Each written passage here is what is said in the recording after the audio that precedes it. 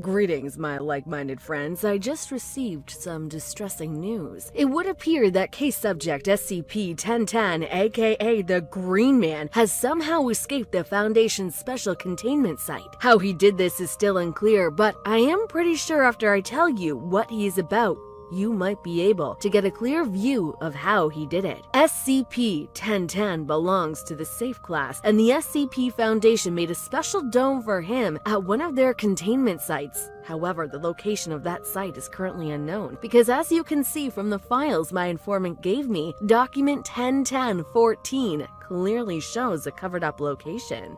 The dome should measure at least 2.5 by 2 meters, in order to house both the Green Man and the added plant lives. From the details documented in 1010-14, it would appear that the enclosed contain a high amount of Pinus sylvestris and the Dryopetrus, both of which are a special plant life to the Green Man, because for some reason, he cannot effectively mimic these plant species. And yes, he can mimic plant lives. I'll talk more on that later. Now, back to the dome's description. Its ceilings also have some ultraviolet lamps with the sole purpose of intimidating the diurnal cycle. And also, a total of 190 liters of water must be added to this enclosure every 72 hours with the help of a sprinkler system, which is also installed on the ceiling. The general order for Foundation employees on case subject SCP-1010 is that at least one attendant monitors the security feed of the enclosure and report any and all forms of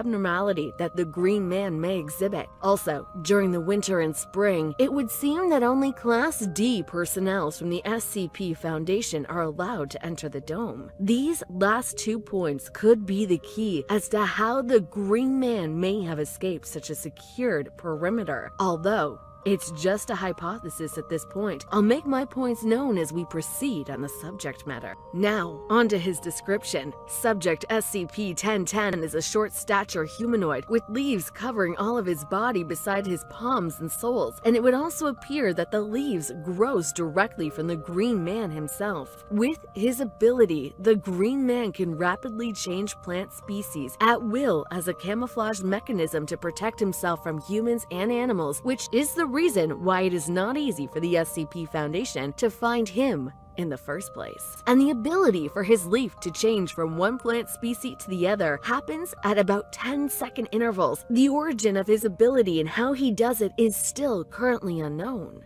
SCP-1010 has the face of a regular Caucasian male who would appear to be in his 80s or 90s, and also a large beard-like structure on his face, which looks like it was made from an unknown species of moss. His skin looks somewhat similar to the bark of a Cocos robur tree, but unlike to the tree bark, his skin appears to be quite flexible and highly durable. The subject can also use his leaves as a form of defense by changing them into spike-filled leaves ranging from stinging nettles to Scottish thistles, not to mention the hundreds of other unknown plant species contained within the Green Man. It is also worth noting that the irritant chemicals that the subject produces from his stinging nettles is a lot more potent than that of the actual leaf itself. In other words, he can also enhance the ability of his leaves. Even though it looks like a human, SCP-1010 is indeed still a primitive creature, with his intelligence equaling that of a common chimpanzee with no motor skills or signs of communication, beside his unintelligible shouting and grunting. At least,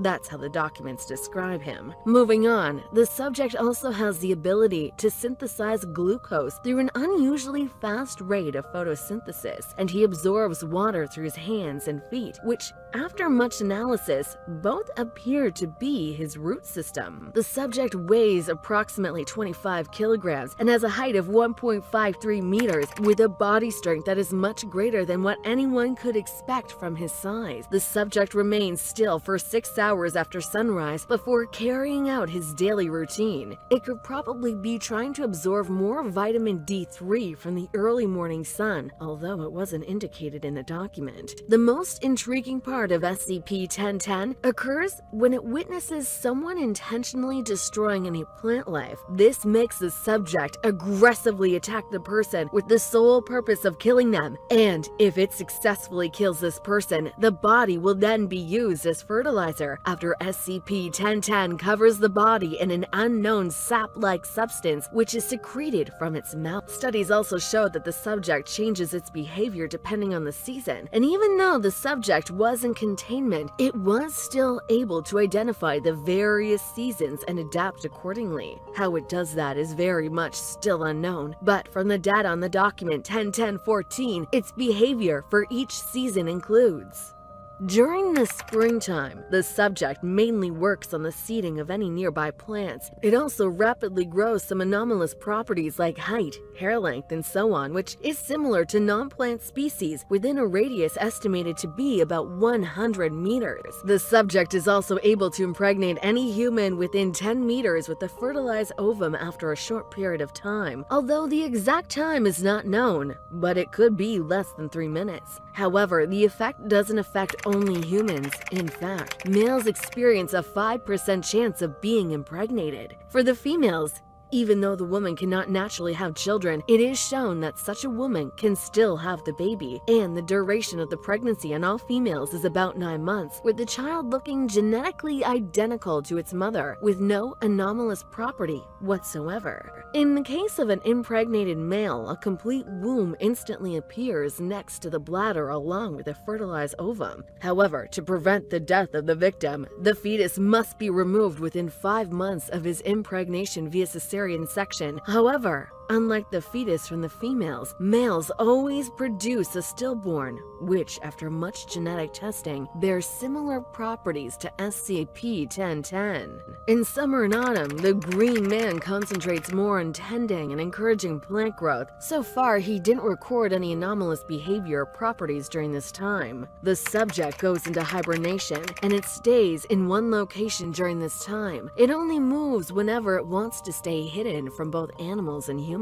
The weirdest part about this time is that any human that comes within 100 meters of the Green Man reported a sudden general lack of energy within them, and unfortunately, the victim dies within 20 minutes of exposure. This ability exhibited by the case subject is effective, but brutal, especially for a victim who had no knowledge of him in the first place. These abilities are what led to his initial capture by the SCP Foundation. After reports of both a Leaf Man and males becoming pregnant were made, the SCP Foundation decided to take a look at the situation for possible leads to SCP-1010. They would later go on to locate the subject in some part of England, which, as you can clearly see, was removed from the document file. But so far, only one specimen of the test subject has been found, although it would seem that similar cases have also been reported throughout the world, and they are also under investigation. Could they all have been caused by the same subject? In Addendum 1010-1, Junior Research Assistant by the name Shabilaha suggested that one of those stillborn fetuses that was produced by a male should be given to subject SCP-1010 in order to see his reaction and behavior towards the fetus. Using a D-Class personnel, a fetus was grown and given to the subject, but surprisingly, all he did was bury it with his enclosure and placed a large amount of his sap-like secretion in the hole. And apparently, a sprout was seen growing on the spot that the fetus was buried after about 4 weeks. The subject also seems to be paying a lot of attention to this sprout, even going as far as aggressively engaging anyone that comes close to it.